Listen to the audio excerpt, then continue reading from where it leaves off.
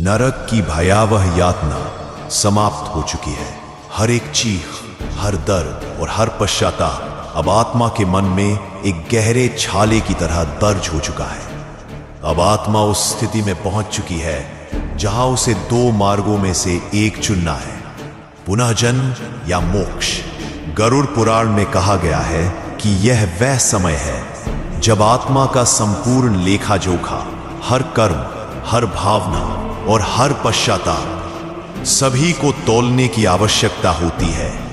यमराज के दरबार में आत्मा से अंतिम प्रश्न पूछा जाता है, क्या तुमने अपने जीवन के कर्मों की वास्तविकता समझी?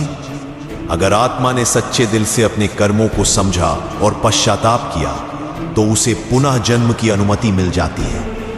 लेकिन यदि अभिमान, मोह और क्रोध का अवशेष अभी भी आत्मा में मौजूद हो तो उसे और भी कठिन परिस्थितियों में पुनर्जन्म देना होता है। गरुड़ पुराण में एक वाक्य है, मनुष्य अपने कर्मों से ही जन्मता है और वही कर्म उसे सुख या दुख प्रदान करते हैं।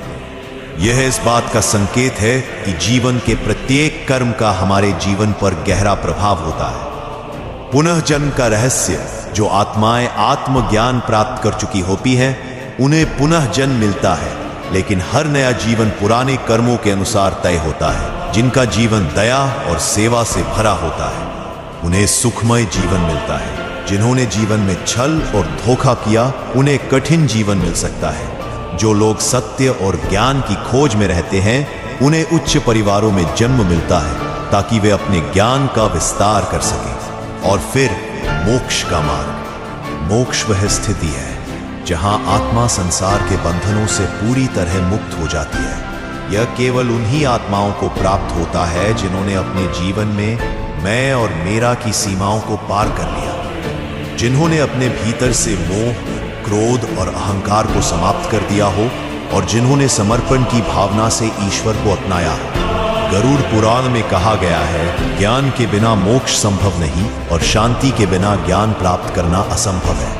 इसका मतलब है कि अगर आत्मा को मोक्ष प्राप्त करना है तो उसे ज्ञान की प्राप्ति और शांति की स्थिति में होना आवश्यक है।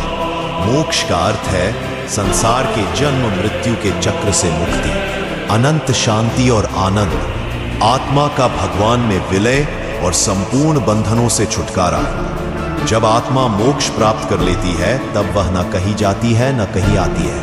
वह केवल ईश्वर में समाहित हो जाती है जहां कोई दुख, भय और पुनर्जन्म नहीं होता। लेकिन जो आत्माएं इस ज्ञान से दूर हैं, उन्हें फिर से पृथ्वी पर जन्म लेना होता है। ये जन्म किसी भी रूप में हो सकता है, इंसान के रूप में या पशु पक्षी के रूप में, जब तक कि वह सच्चे ज्ञान को प्राप्त न कर ले।